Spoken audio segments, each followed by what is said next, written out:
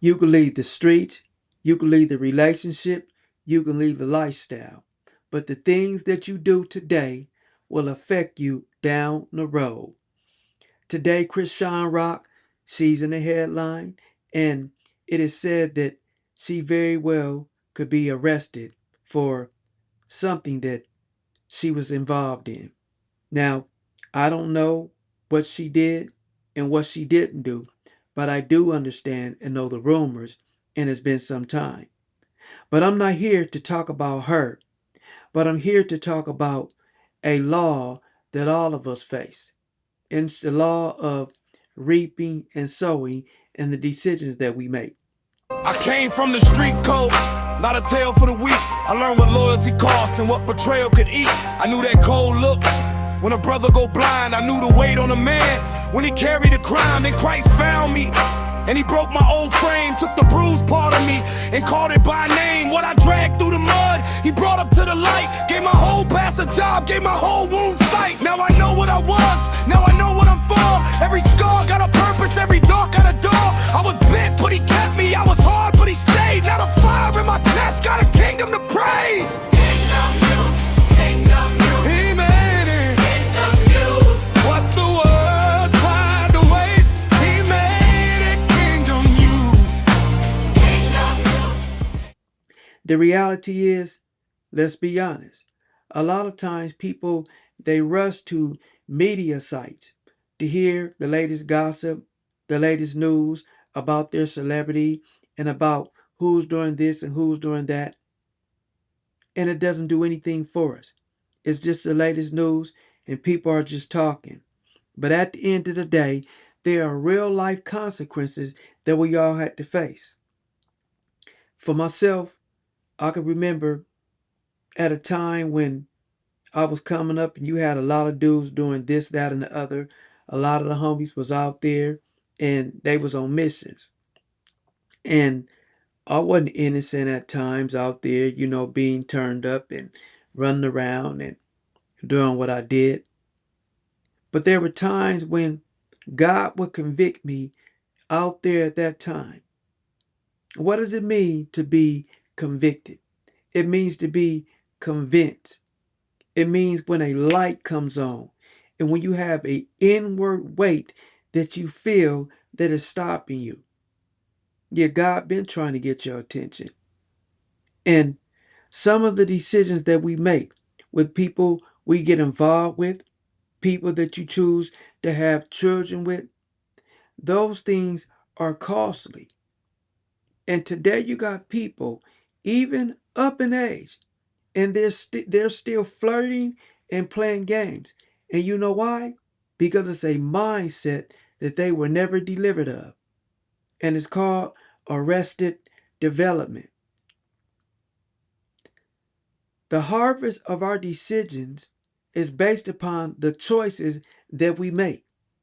And whether you believe it or not, all of us will be judged according to the things that we do. We have this understanding of a doctrine that goes around today where we believe that if we accept Christ by the profession of our mouth, and no matter what we do, that we're going to be covered. But if you look at any of my messages, I talk about sanctification. And that means to be set apart. And it's a process where God, he takes you through deliverance. And when I look at Chrisean, I see somebody who talks about Jesus. I believe that she means well. And I hope what is being said about her is not true. And I hope that should she even seen this situation that she is in, it brings it to a whole new mind frame. I understand that she's talking about leaving the country and doing her boxing. But at the end of the day, all of us, you have to have some God in your life. And you have to be intentional. I'm not here just talking to be talking, but we have to understand there are things that will pop up that are unplanned in our life. There are temptations that we will all be faced with. And this is where having a foundation comes in. And a foundation is what's going to anchor you. It is a set of things that I'm not going to do, things I will not move from. And no matter what it is, I had to stand on these principles. So we had to have the, the proper mentorship. We need to be in proper communities. And even though it may not always start out that way, at the end of the day, when you get the chance to make that decision, you need to make that decision to say, you know what? I need to invest in myself. This is what I need to do. Now, let me ask you a question. Can you really outrun your past, or do some seeds eventually find their season? Because, see, the reality is, even though we can move on and we can change our lives, everything that we do, one way or another, is going to affect us. If you do somebody wrong, you're going to have to deal with it. It's going to plague your mind, or you might find it skipping over you and coming back to your children. It may even cause you being taken from your children's life because of something that you did, especially in cases when somebody's life is taken. There is no statute of limitation on something like that. And by no means, I hope, and I believe I said this earlier. If I didn't, I'm saying it now. I hope that she did not do what is being alleged of her, what the rumors are. And I also hope that she can find herself in a better situation. I never forget when I started studying the Bible, there was a scripture in the book of Ecclesiastes, chapter 8, and verse 11.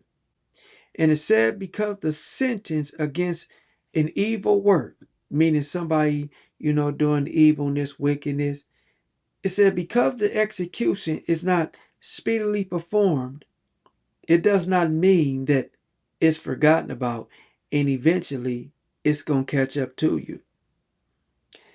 And then in the same book, if you look at chapter 11 and verse 9, it basically says, what good is it being young when you have your whole life before you? Meaning that what good is it while being young if you do not make provision for your future? And I can look back and see a lot of things, even though God has redeemed me, it's still things I can look and say, I wish I would have did this. And so you don't take care of your health today, things are going to affect you later on because of that.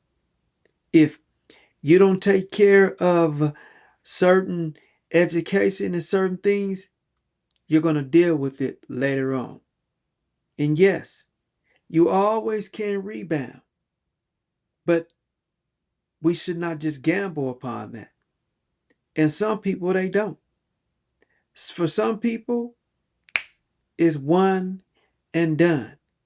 And so we still need to choose wisdom because it's just in our nature. We love to take chances and do things.